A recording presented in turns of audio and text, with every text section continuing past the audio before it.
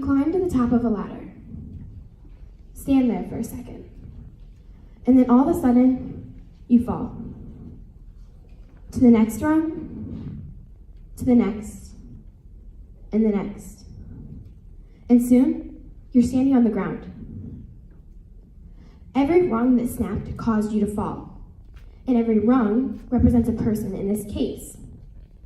The top being Lane Parrish, the person who started this all.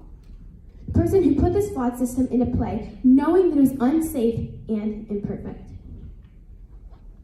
The second rung was Avery Jackson, the hacker, not the person responsible for Mulder Scully's death. The third rung, Dr. Robbins, he was supposed to be the strongest. Yet under the pressure of a man's life, snapped. The final rung, he was the strongest. Nurse Karev, he had to make up for everybody else's mistakes, yet gets thrown under the bus and fired for giving everything to save a man's life. The whole point of the PMT system is that things would be more efficient in the hospital. As Lane Parrish stated in his statement, this system was designed to speed up the intake process of patients, improve nurse-to-doctor communications, and reduce the chance of medical mistakes. When Dr. Robbins checked the system, he found that Mulder Scully was also allergic to naproxen. He did not continue searching to find alternative treatment, when the answer to Mr. Scully's diagnosis was right there within the system. In Dr. Robbins' statement, he stated, the PMT system provides a differential diagnosis and treatment alternatives. For example, fepinevrin, the drug that was supposed to be given when there was an allergic reaction to bocatraxephin, the drug that would have saved Mulder Scully's life.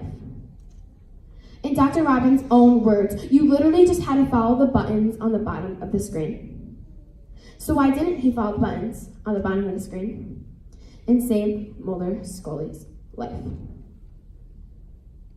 Most people who are accusing Avery Jackson of manslaughter are saying it was a chain reaction, and it all started with Avery Jackson. But Lane Parrish was the person who put this flawed system into play, knowing that it was unsafe and imperfect, putting her at the start of this all. Or they're saying, oh, Avery Jackson's reckless, so I guess he's guilty of manslaughter. But there are 4 parts to manslaughter: recklessness, causation, death, and individual. Number 3 and 4 are unarguable. Mulder Scully is dead, and he was only one person. But recklessness and causation can be proven different. Avery Jackson was not acting in a reckless manner. He was not going into this hand-swinging, wanting to tear everything up. He wanted to let people know that the system was flawed and only hacked into it so in a futuristic event, it was more protected. Causation. Hacking does not cause death. Negligence of the hospital and the workers in it causes death. His allergic reaction to bocatraxephin and the lack of treatment to it causes death, but not hacking. Yes, Avery Jackson hacked into the PMT, but the system was back up and running well before Mulder Scully died. And doctors are trained in situations just like this one, to make the right calls under pressure. Dr. Robbins failed at his job, and that is why Mulder Scully is dead. That was a lot of information, so let me break it down for you. Mulder Scully walked into the hospital on his own 2 feet. 24 hours later, he lay dead in a hospital bed. The hospital is simply diverting you from the fact that they showed so much negligence and mistreatment that a man died, and then blaming it on an innocent 24-year-old man. How can you sit here in good conscience and put a man behind bars knowing this? In the United States of America judicial system, you were innocent until proven guilty.